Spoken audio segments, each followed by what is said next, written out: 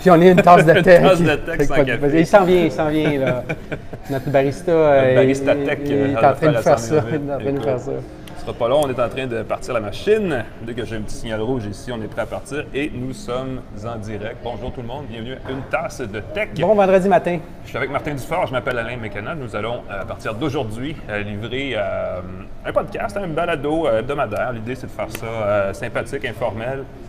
On parle beaucoup de la scène techno de Montréal. On parle beaucoup de technologie à Montréal, mais partout dans le monde aussi. Exact. Puis, ce qu'il faut savoir, c'est que c'est un sujet qui intéresse beaucoup de monde, mais malheureusement, il n'y a pas beaucoup d'endroits où on peut en parler de façon informelle, comme ça, un peu là, en direct, interagir avec les gens, tout ça. Donc, on s'est dit, on va créer une balado. Ça fait 2 ans, moi et Martin, qu'on se rencontre pour prendre des cafés, pour en parler. Puis on est juste nous deux, puis on trouvait ça le fun de diffuser ce dont on parlait, puis d'avoir le plus de gens qui pourraient interagir. Donc, on a une balado, on a aussi un hashtag, parce qu'on est en 2018, et on veut vos interactions, on veut vos pensées, on veut vos remarques. Passer par Twitter. Hashtag. Donc, mot-clic en français. Une tasse de tech. Une tasse de tech. Et puis, de temps en temps, il y a une petite tasse de café qui apparaît au bout du mot-clic. Là, ça, faut être chanceux. Mais si vous le faites comme il faut, vous allez avoir droit à un café virtuel gratuit. Nous, j'espère qu'on va avoir un café réel. Je crois qu'il s'en vient. J'entends des sons de construction de café. On va voir ce que ça va donner. Donc, aujourd'hui, on a un podcast, premier épisode. On va vous parler de quelques nouveautés de la semaine, des actualités. Plus tard, on va vous parler du Apple HomePod qui s'en vient au Canada. Ça a été 18 juin cette semaine. Oui. La semaine prochaine, c'est la conférence des développeurs d'Apple. Donc, très attendu. Il y a des annonces qui arrivent dans ce temps-là. Et une de celles-là, c'est qu'on a un HomePod qui s'en vient. On va recevoir Frédéric Chané, qui est le cofondateur d'OM Signal, qui est une start-up montréalaise qui fait des vêtements connectés pour l'exercice, qui va pouvoir nous parler de ce créneau-là, parce qu'on ne sait pas, dans le fond, si ça décolle pas, c'est de l'activité physique, c'est de la santé, c'est de la médecine, c'est quoi? Puis il y a beaucoup de mouvements dans le monde des objets connectés. Alain, là, dans mes actus d'ailleurs, il y a des trucs Nokia et tout, là, je vais vous en parler là-dessus. Voilà, ben écoute, on va y aller tout de suite aux actus. On va évidemment prendre vos appels, on va prendre vos tweets au fil de l'épisode, au fil du podcast, donc n'hésitez pas à nous envoyer des messages sur Twitter. Notre webmestre et dimestre en chef, ça va être Martin, parce que moi je parle tout le temps, puis j'ai de la misère à regarder en même temps 2 places à la fois. Je n'ai pas encore cette capacité de décroiser les yeux. Mais parlons des actualités de la semaine, Martin. Je te laisse aller. Merci. Semble-t-il, on parlait de santé connectée. Oui. Whitethings, qui était racheté à gros prix par Nokia, a été revendu à son fondateur. Exactement. Fait que la compagnie Nokia qui avait acheté Whitethings en 2016 pour la somme de 170 millions d'euros. Juste ça. Alors, je pense que Nokia voulait un peu se relancer. On sait que Nokia a eu un peu de difficulté dans le domaine des téléphones mobiles. Alors, ils avaient lancé leur division Nokia Health et ils avaient racheté l'ensemble des produits de Whitethings, de leur fondateur. Mais ça n'a pas très bien fonctionné pour eux. Je pense que lors de leur dernière annonce d'exercice financier, il y avait eu en anglais ce qu'on appelle un write-off, une réduction de valeur de 141 millions d'euros sur ces actifs-là. Donc, définitivement, ça ne passait vraiment pas. Puis là, ce qu'on apprend récemment, c'est que Nokia a décidé de revendre au fondateur, qui est un Français, qui est Eric Carril, l'ensemble des produits de Whitethings. On ne sait pas à quel prix, le terme financier de cette vente, mais on sait que l'ensemble des 200 employés qui étaient dans la division de Nokia Health vont repasser avec le fondateur. Alors, on va voir ce qu'ils font. C'est un marché qui est très, très compétitif. Ouais. Tu as vu, ils avaient des gadgets un peu spéciaux. Il y avait un pince-personne, connecté, une montre qui était quand même assez jolie, mais qui n'était pas très sophistiquée en termes de présentation. Capteur de pression artérielle. C'est ça, exactement. C'était la santé assez pointue. Oui, exact. Moniteur de sommeil. Donc, on va voir ce qui arrive avec ça, mais c'est vraiment un marché qui est très difficile. Très naissant. Écoute, on parle de valeur boursière. Il y a Microsoft et Google qui se chamaillent pour le 3e poste. C'était le 3e échelon de la valeur boursière de sociétés publiques dans le monde. Tout à fait. Il y a quelqu'un qui est en train de gagner de plus en plus, là. Bien, écoute, on vient de voir qu'on pensait que Microsoft était un petit peu à la course là-dessus, puis ils viennent de dépasser Alphabet, Google. En termes de valeur boursière, à 759 milliards US en fin de séance contre 745 pour Alphabet, qui est la société mère de Google.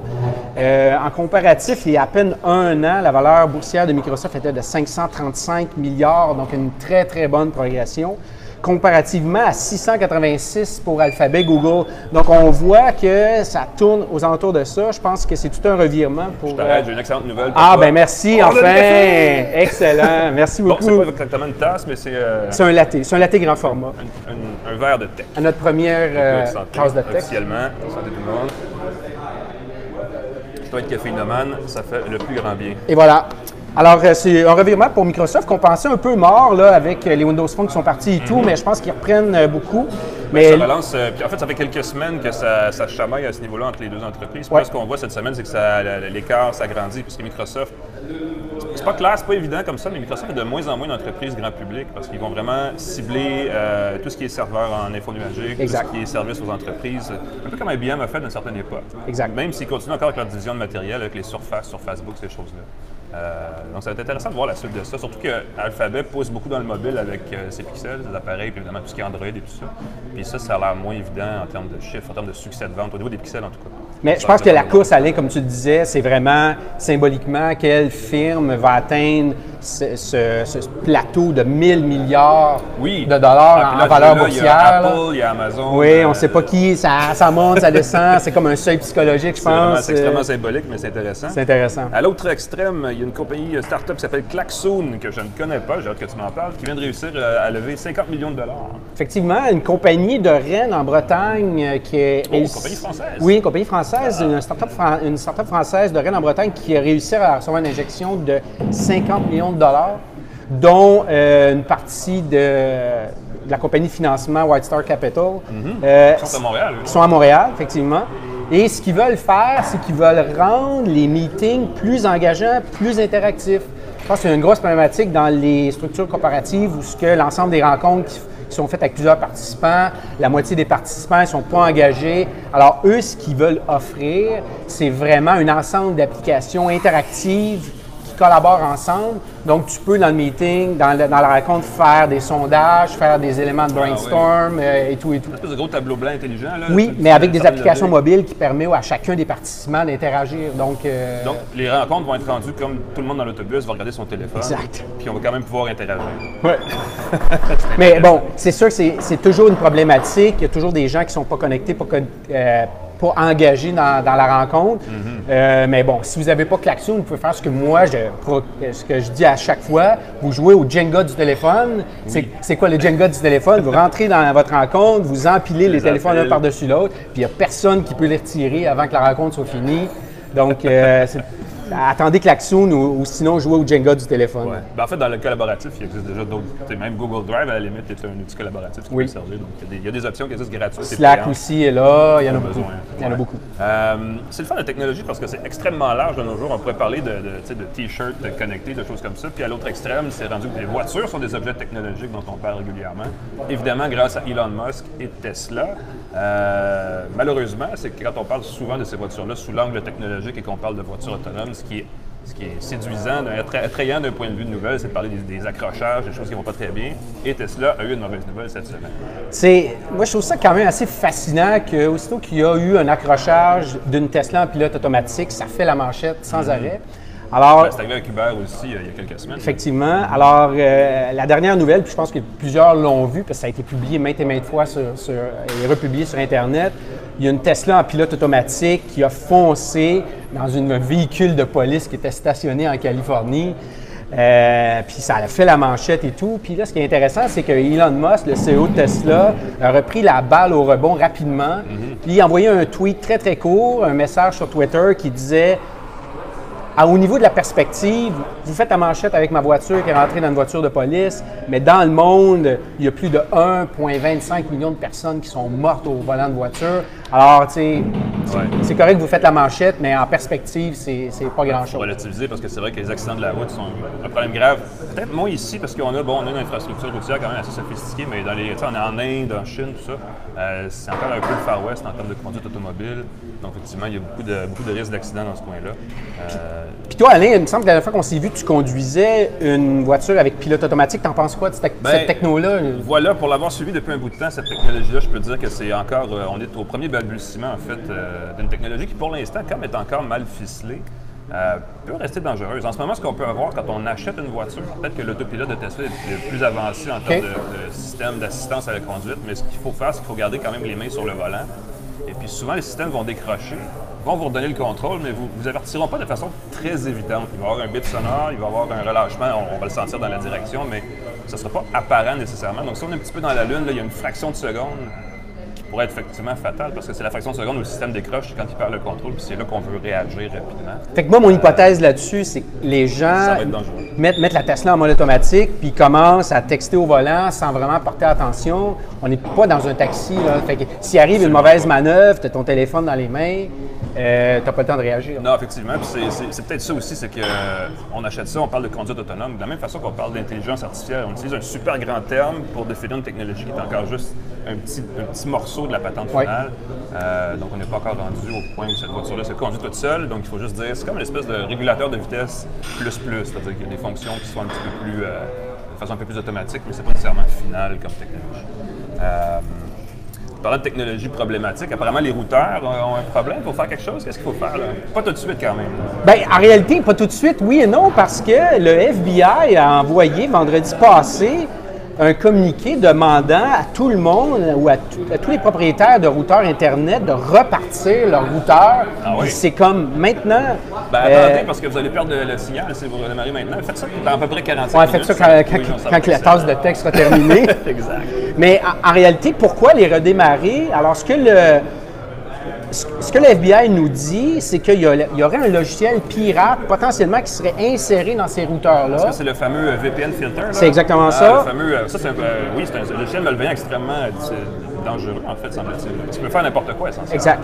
Fait que le FBI dit, OK, mais pourquoi tout le monde? Parce qu'ils ne savent pas l'étendue de la propagation du virus. Fait qu'en repartant ou en redémarrant ton routeur, bien, ce logiciel-là s'efface automatiquement, puis ça va empêcher les gens de prendre contrôle de votre routeur à la maison, puis faire soit des opérations malveillantes, valider vos activités sur Internet, ou tout simplement vous empêcher d'accéder à l'Internet. Wow, c'est quand même quelque chose. Fait que, écoute, moi, il faudrait que j'aille redémarrer mon routeur. Donc, redémarrer, est-ce qu'on a une mise à jour logiciel à faire? Non, le FBI dit juste le redémarrer. Là, évidemment, vous allez perdre votre connexion Internet à la maison, mais après quelques minutes, tout devrait être beau. J'ai appris l'autre jour, parce que j'avais un problème de connexion à la maison, qu'il faut redémarrer régulièrement son modem câble, ou son modem, je ne sais pas comment on appelle ça, mais l'appareil avec lequel on peut avoir Internet à la maison. Au moins une fois par mois, parce que semble-t-il, sinon ça s'encrasse, je sais pas. Ça s'encrasse, c'est comme une voiture. C'est comme un vieux filtre à... Il faut changer l'huile. Effectivement. J'avais un problème, puis le support technique m'a dit non, il faut redémarrer votre modem. Alors, de temps en temps, redémarrer votre routeur, redémarrer votre modem. Au pire, vous allez perdre l'Internet pour une minute, ils vont revenir, puis il sera au moins égal à ce qu'il était avant. Sinon... Toi, ça me fait penser à il y a plusieurs années, quand l'ordinateur commençait à fonctionner très, très lentement. La solution, on redémarre l'ordinateur. Même chose avec la voiture autonome, on va pouvoir redémarrer sa voiture en pleine autoroute éventuellement. Exact. Ça va être super. Là. Ça va être vraiment intéressant. L'avenir est rempli de belles promesses. Merci Martin. Bien, ça me fait plaisir. Donc, ce segment-là. Oui, je te laisse, écoute, savourer ton café pendant que je vais vous parler d'une petite nouvelle qui est sortie cette semaine, puis je l'ai en personne, je vais vous la présenter. Il s'agit je l'ai ici, du HomePod d'Apple. Cette semaine, Apple en a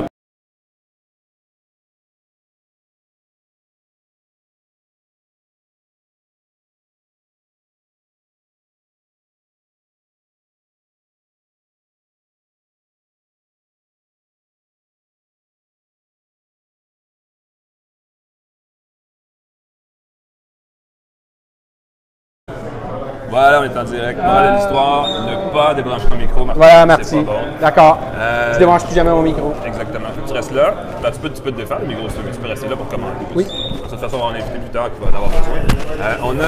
Donc, je parlais du HomePod. C'est ça, l'Apple cette semaine a annoncé, en fait, à l'aube de la conférence des développeurs qui s'en vient la semaine prochaine à San Francisco. Ou à San Jose, je sais plus, ça change de place. C'est à San Jose, oui. Ils ont annoncé que le HomePod, qui est leur enceinte connectée, s'en vient au Canada le 18 juin. Va être disponible en précommande, en fait, maintenant, mais va être livré à partir du 18 juin pour un prix de 450 $, ce qui est cher pour une enceinte connectée ou pas, en fait. Donc, ça va faire être d'une bonne qualité. Ça fait quelques semaines que je laissais, j'en ai ramené une de New York quand j'étais là il y a quelques semaines. Et puis, je suis pas certain que c'est une bonne idée d'acheter ça, parce que dans le fond, écoute, Apple a un retard à reprendre sur Google et sur Amazon. Amazon ont le vent dans les voiles parce qu'ils ont été les premiers à lancer avec Alexa, l'enceinte Echo Dot. Ils en ont 4-5 maintenant, avec un avec écran, un sans écran. Et puis, ils ont donc la faveur des développeurs qui créent plein de petites applications de commandes vocales, dans le fond, pour leur plateforme, qui permettent d'allumer de lumière, de contrôler la température, qui permettent de donner vie, dans le fond, à tout ce qui donne, tout ce qui crée la maison connectée. Et puis Apple, évidemment, avec ses développeurs sur sa plateforme iOS, essaie d'aller chercher ces gens-là aussi. Avec Siri qui a des qualités et des défauts, mais qui a plus de défauts en ce moment que de qualités, qui est un petit peu en retard justement sur un paquet d'affaires. Apple se défend en disant qu'il se protège, il protège la vie privée des gens en offrant une intelligence, une reconnaissance vocale et une interface vocale en fait qui est le plus possible de fond fermé ou en tout cas protégé, installé de façon locale sur votre iPhone, votre iPad, votre appareil à Apple en fin de compte. Puis c'est un peu la même logique avec le HomePod qui ne passe pas nécessairement par des serveurs pour faire des commandes, mais qui va le faire de façon native. Donc c'est un peu ce qui explique la limite du système. Et c'est pour ça que ça prend quand vous avez HomeKit ou peu importe un appareil à la maison qui contrôle les appareils connectés, ça passe par soit un iPad ou un Apple TV parce que ça prend un produit Apple local pour interagir avec les appareils. Donc c'est un peu compliqué finalement. Tout ça pour dire que le HomePod est supposé être la solution à tout ça. Et c'est pour ça que ça coûte cher. Mais cette semaine, ils ont annoncé qu'on pouvait maintenant les pairer. On peut faire des paires stéréo, exactement. Des paires stéréo. Puis l'autre chose qu'on pourra faire, c'est avoir du multipièce, un peu comme les Sonos en fait, ou comme Google Home le fait avec ses appareils. Donc ça s'en vient aussi.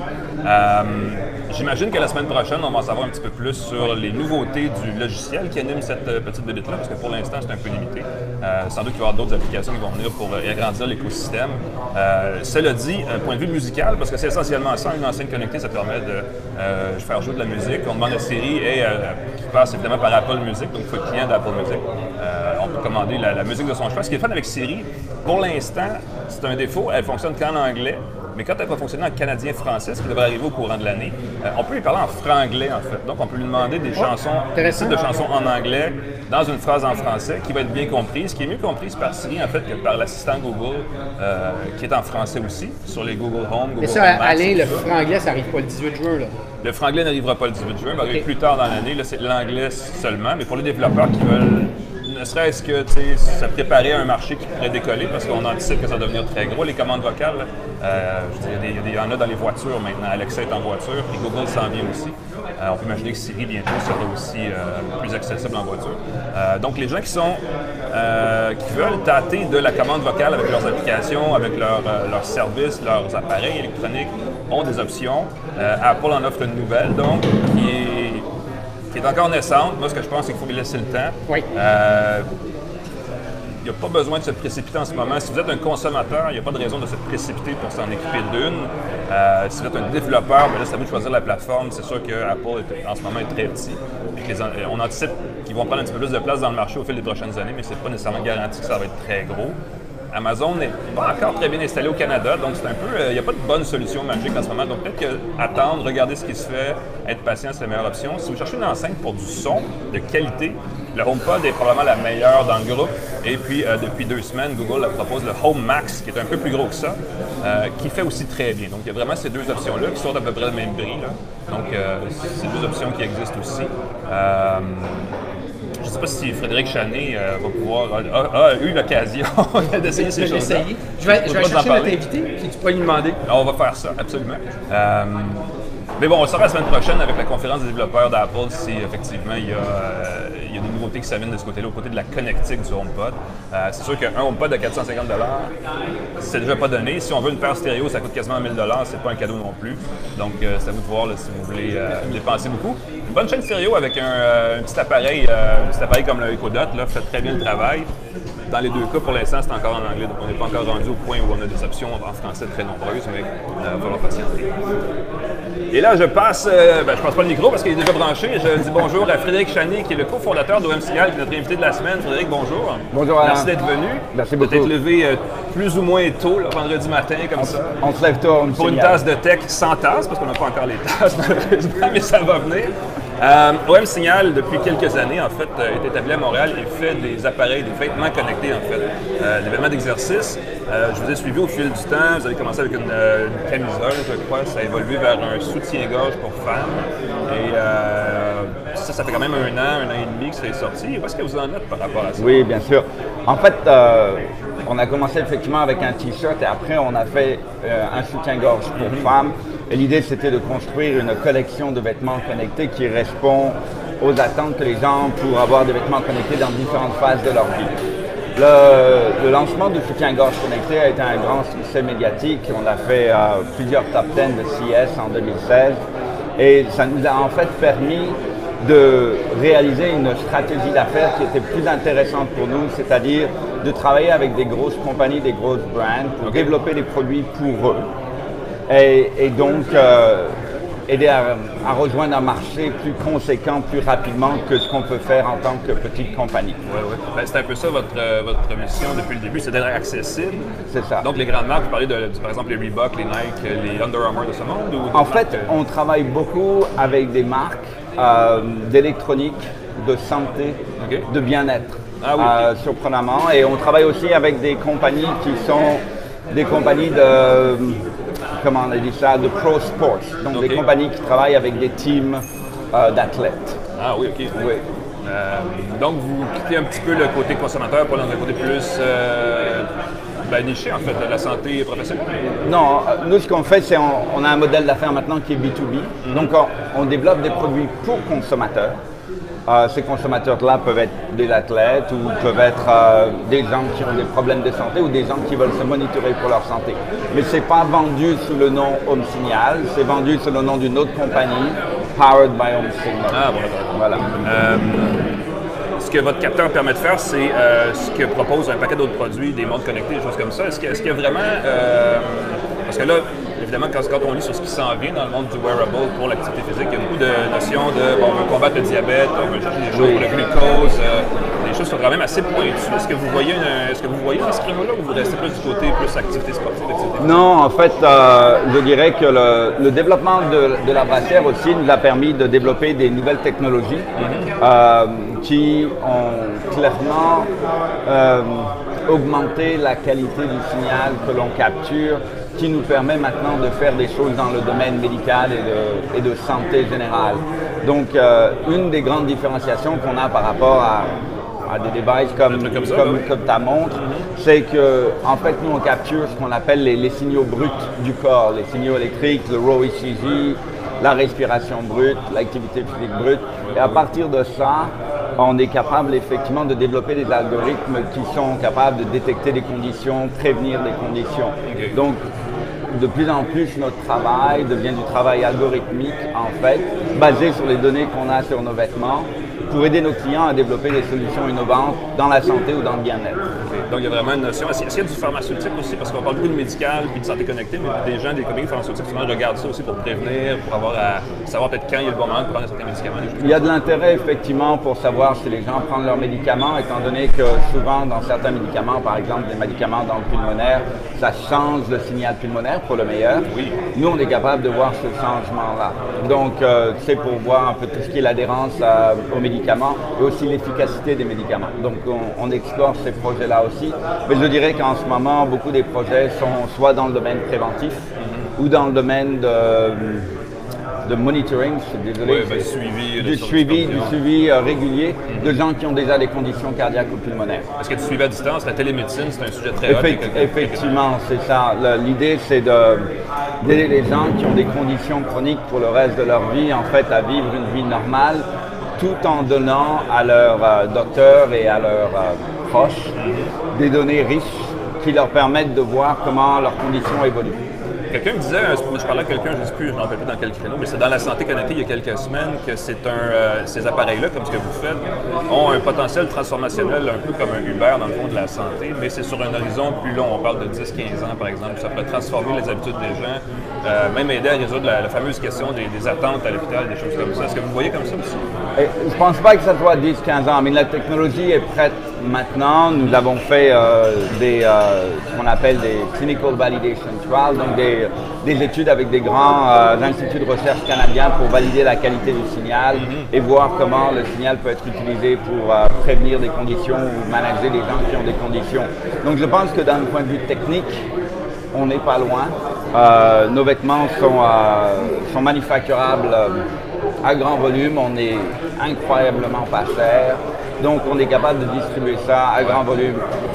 C'est sûr que dans la santé, par contre, tout ce que tu fais doit être fait bien, doit être fait en suivant les autorisations appropriées. Donc, c'est un domaine où la pénétration de nouvelles technologies prend plus de temps. Mais je ne pense pas qu'on est à 10 ou 15 ans, je pense qu'on est à 3 ou 5 ans pour que ces produits-là commencent à être distribués de façon vraiment masse au niveau de la santé. Faut comprendre aussi que un consommateur qui achète une montre, c'est quelque chose qu'il fait de son propre gré. Quand tu as une condition et que ta vie est en danger et que ton docteur te propose quelque chose qui va lui permettre ou elle la permettre de mieux te manager, clairement, tu sais, l'élément friction bénéfice est très très différent que pour un consommateur. Jusqu'ici, en fait, on parlait de wearables en anglais, c'est du vêtement connecté, donc c'était un t-shirt ou c'était un soutien-gorge. Est-ce que ça peut être juste un brassard ou quelque chose qui n'est pas nécessairement un vêtement? Nous, ce qu'on a appris, évidemment, puis c'est la genèse de Home Signal et c'est basé sur mon expérience dans ma start-up d'avant qui était dans la santé, c'est que les gens, finalement, n'utilisent pas vraiment des devices, des devices connectés dans un cadre de santé. En fait, comme tu le sais, souvent les gens ne prennent pas leurs médicaments, ils utilisent encore moins les devices que leur docteur. Le problème à la source. Là, leur docteur la donne. Parce que personne n'a envie d'être rappelé qu'ils sont malades et parce que ça demande un changement de comportement. La raison pour laquelle nous on a focalisé sur les vêtements, c'est parce que on porte tous des vêtements. Les femmes portent tous des soutiens-gorge, tu portes des t-shirts quand tu dors, tu portes des t-shirts dans la journée. Si jamais tu es capable de faire des t-shirts et des soutiens-gorge qui sont comme des t-shirts et des soutiens-gorge que tu portes d'habitude, et ça c'est clé. C'est-à-dire le même type de confort, le même type de look, le même type de qualité. Naturel, de cette façon. C'est ça. Et que ça ne crée aucun changement de comportement, les gens vont le porter. Surtout si en plus il y a un bénéfice par rapport à une condition que tu as. Donc c'est vraiment, mais je mets l'emphase sur il faut que les vêtements soient comme des vêtements que tu portes déjà. Et c'est pour ça que nous, on a passé énormément de temps à développer non seulement notre technologie, mais aussi à développer des vêtements. On a des vêtements pour le sommeil, on a des vêtements pour le sport, on a des vêtements pour la vie de tous les jours, parce que tu ne portes pas les mêmes vêtements dans ces contextes différents. Est-ce que je pourrais avoir, par exemple, un pyjama connecté? On a un sleep shirt, on appelle un sleep shirt, donc un t-shirt de sommeil connecté, effectivement, qui en fait est très différent de le t-shirt que tu portes dans la journée, qui est très différent du t-shirt que tu portes quand tu fais du sport. Non, parce que c'est banal, mais on peut rigoler à dire « Ah, mon pyjama me donne des données. » Mais si pour monitorer le sommeil, en fin de compte, ça prend un vêtement qui est confortable, parce que si on a une camisole qui nous sert. Oui, ça ne marchera pas. Exactement. Et en fait, c'est notre grande différence par rapport à beaucoup de nos compétiteurs, c'est que nous, on a mis beaucoup d'emphase sur les vêtements. C'est la première chose qu'on a appris quand on a commencé à travailler, à faire des tests. C'est que les gens veulent des vêtements qui soient comme leurs vêtements habituels. Sinon, ils ne vont pas vraiment les porter. Non, ça fait plein de sens. Comment vous voyez votre rôle? Parce que vous êtes à Montréal, vous êtes une start-up dans un domaine où on voit des gros joueurs s'intéresser beaucoup à ça. Amazon, entre autres, qu'on ne pensait pas, mais tout d'un coup, qui sont maintenant plein dans la santé. Apple, Google, tout ça, ils ont un œil vraiment sur ce créneau-là. Est-ce que vous travaillez avec eux, contre eux? Comment ça joue là-dedans? En fait, nous, on travaille avec ce genre de compagnie. Je ne peux pas les nommer parce qu'évidemment, j'ai des NDA. Mais en fait, oui, nous sommes un partenaire technologique. On vend la plateforme technologique dans le cloud de la recherche de santé, qui font des produits de bien-être, qui font des produits de santé. Donc, on travaille avec ces compagnies-là qui, en fait, sont des compagnies technologiques et qui veulent développer des solutions novatrices dans la santé. Dans le marché, donc ils peuvent vous aider à Exact. grandir. L'idée, c'est de travailler avec des gros joueurs qui ont un énorme pouvoir de distribution. Ça ressemble un peu comme une espèce de leçon à donner à d'autres startups pour dire, à Montréal, on parle souvent commercialiser est un problème. On a beaucoup de recherche universitaire, on a beaucoup de gens qui ont des bonnes idées, d'innovateurs comme vous, dans le fond. Mais une fois vient le stade de percer le marché, c'est un peu plus difficile. Donc ça peut être une option de regarder les gros joueurs qui sont déjà présents, des partenariats, des ententes, des développements là-dessus. Oui, c'est sûr que à Montréal, on n'a peut-être pas l'exposition médiatique, mais Dieu merci, avec ton podcast, ça va aider. Mais on n'a pas l'exposition médiatique qu'on aurait peut-être si on était dans d'autres marchés. Mais le fait, c'est que c'est un très très bon marché pour faire ce qu'on fait. D'abord, on a énormément de compétences à travers la province dans les domaines sur lesquels on travaille. Donc nous, nos deux gros domaines, si tu veux, c'est vraiment les vêtements connectés. Puis Montréal a quand même une bonne industrie de textile qui nous a permis de recruter des très très bonnes personnes. Et l'autre domaine, c'est de développer des algorithmes. Et en termes de data science, on peut s'entendre que de AI, on peut s'entendre que Montréal est vraiment un des meilleurs endroits au monde. Une réputation, c'est vrai. Oui, donc ça nous aide. Et effectivement, ça nous donne beaucoup de crédibilité quand on est à l'étranger, de dire on a des data science, on engage avec des compagnies ici qui sont dans le AI et qui sont super crédibles et connus mondialement et on travaille avec eux. Donc ça nous aide. C'est sûr que par contre, nous, il faut qu'on aille chercher le marché ailleurs. Donc mon plus gros client est en Chine. C'est une très grosse compagnie chinoise. Effectivement, c'est demandant pour une petite start-up montréalaise.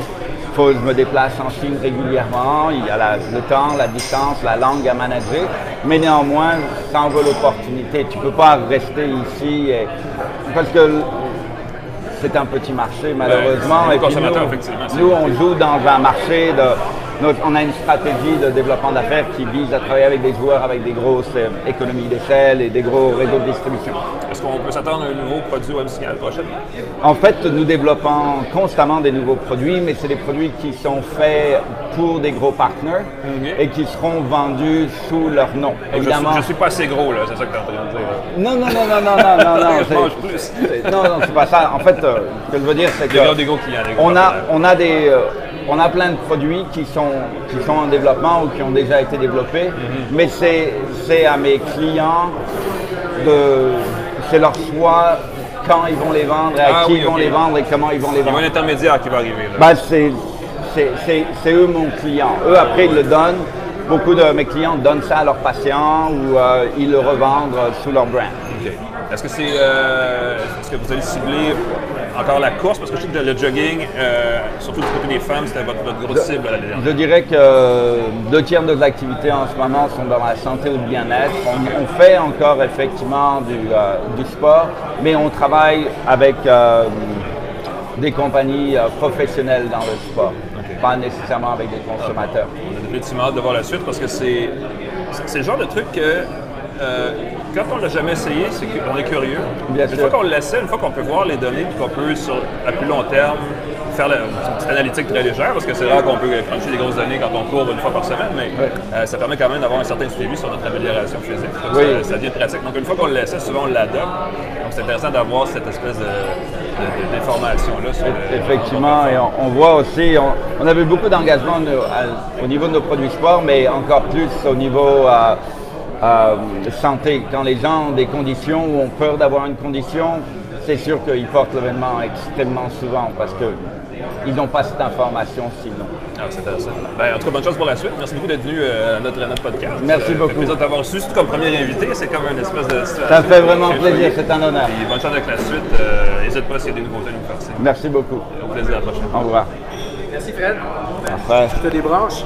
Alors, c'est Frédéric Chanier qui est un des cofondateurs d'OMSignal qui fabrique des vêtements connectés. En fait, ils avaient jusqu'à tout récemment la Homebra qui était un soutien-gorge destiné aux femmes, mais avant ça, ils avaient un T-shirt aussi sur lequel on installait un petit capteur qui nous donnait plein d'informations sur le rythme cardiaque, la capacité pulmonaire, des choses comme ça. Puis, on a Martin, de retour, qui est un cycliste invétéré. Est-ce que tu as essayé ça, ces appareils-là, toi? En réalité, oui. J'étais un des testeurs pour les premiers vêtements de OMSignal. Puis le feedback que je leur avais donné, c'est qu'ils m'en avaient passé 2, le T-shirt connecté. Puis on avait été faire un camp d'entraînement en Arizona, puis j'ai dit à Fred et son équipe à ce moment-là, ils sont trop chauds vos vêtements. Ah oui, il était trop chaud. L'Arizona est trop chaud dans le oui, effectivement. Mais il était effectivement trop chaud, puis ils ont pris bonne note de la chose. Mais je pense qu'il y a un avenir, mais c'est quand même aller, comme on en a parlé en début d'émission, c'est un marché qui est très, très compétitif. Comme tu vois, OMSignal, ils ont décidé un peu de pivoter, de s'en aller plus vers entreprise que consommateur, parce qu'au niveau consommateur, c'est pas facile. Ouais, c'est pas facile. C'est intéressant parce qu'on parle de web signal, évidemment, M. Chenet est un des pionniers dans ce créneau-là. Il n'est pas le seul. Il y a aussi Carré Technologies qui fait l'Exoskin, qui a aussi justement une approche très axée sur l'industrie de la santé. Je pense qu'ils ont même un appareil connecté qui s'installe dans une camisole qui a été destiné, conçu exprès pour les astronautes parce qu'ils travaillent avec l'Agence spatiale canadienne. Donc, il y a des créneaux de niche comme ça. Puis chez Exoskin, chez Carré Technologies, pardon, ce qu'ils disent, c'est que le jour où ce marché-là décolle, on a une masse critique à Montréal, où on va être présent dans la santé connectée de plein de façons. Donc, on a hâte de voir si ce marché-là va décoller pour vrai éventuellement. Bien, tu vois, moi j'avais cru initialement que ces deux compagnies-là, en vêtements connectés ou en produits connectés, deviendraient un peu la bulle des éléments connectés à Montréal. Là, on voit que là, c'est plus l'intelligence artificielle. Donc, on va voir comment que le marché va se positionner par rapport à ça. Ouais. Ben, c'est des mégadonnées, ça aussi. C'est de l'accumulation de données qui peut être traitée par des algorithmes d'intelligence artificielle. Donc, il y a une certaine progression qui peut arriver de ce côté-là. Je ne sais pas, Martin, si tu as relevé quelques tweets intéressants de nos auditeurs, de nos spectateurs. Bien, je n'ai pas relevé rien de probant. Alors, là, ce que je vous dis, c'est que n'hésitez pas à envoyer vos questions, autant sur Facebook que sur Twitter, en utilisant le hashtag en français. Une tasse de tech. Le mot-clic, une tasse de tech. Le mot-clic, une tasse de tech. Envoyez-vous nos questions. Si vous voulez qu'on reçoive des gens spécifiques à un de nos vendredis café, vous n'hésitez pas, vous faites vos propositions, puis on va tenter de répondre à vos questions. C'est ce que je vois. Je vois des gens qui sont contents de voir Microsoft en fait revenir sur le dessus. C'est une de tes actus du début du podcast. Effectivement. Tu vois, c'est pas celle qui m'a marqué le plus, mais voilà, il y a des gens qui sont contents de voir Microsoft pas renaître de ses cendres, mais il y a quand même 20 ans, Microsoft s'était perçu comme le gros joueur technologique. Oui. Il y a eu une descente ensuite. Exact. Et là, ils reviennent ils ont trouvé leur niche, pour ainsi dire. Le nouveau PDG, Satya Nadella, fait du bon travail. Donc, c'est le fun de voir que ça plaît aux gens. C'est sûr que les investisseurs doivent se réjouir, ceux qui ont acheté le titre de Microsoft il y a 15-20 ans. Exact. C'est un des bons titres à acheter. Amazon en est un autre. Bref, les 5 grosses technos. Définitivement. Ça met fin en fait à notre podcast pour cette semaine. J'espère que vous avez apprécié.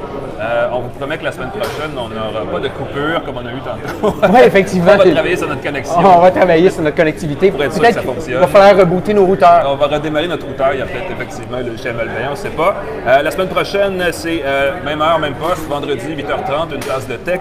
On va recevoir Yann Jeffrey, qui est le responsable en fait d'un accélérateur qui s'appelle Thunder Fuel.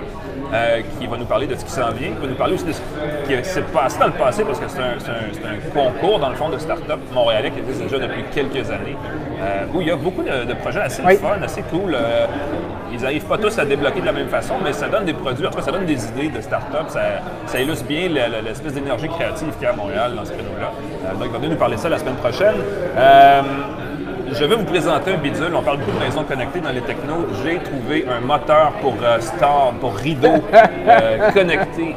Je vais vous parler la semaine prochaine pourquoi c'est pas aussi banal que ça en a l'air. Ça s'appelle le Brunt Blind Engine. Donc le moteur pour Star. Le Brunt, c'est un projet Kickstarter qui est finalement là en marché, qui est accessible en ce moment. On en parlera la semaine prochaine. J'imagine que tu peux le commander par la voix, là. Ça s'intègre avec Alexa, avec Siri, avec Google Assistant. Donc toutes les options sont sur la table pour commander ces rideaux avec la voix. On en parle la semaine prochaine. Et puis, évidemment, on sera encore une fois en direct sur lesaffaires.com, sur la Fondation Osmo, et on aura nos tasses, en fait. C'est ça pour dire... Oh, le scoop de la journée! On va avoir nos tasses d'une tasse de tech. Des tasses officielles, ça va être... Ne manquez pas ça, en tout cas, ça va être nos tasses officielles, une tasse de tech au Café Osmo. Donc, on se voit la semaine prochaine. Merci, Martin. Merci, Alain. Bonne première. Merci. Bonne fin de semaine. Bonne fin tout le monde. Merci. Bon vendredi, tout le monde.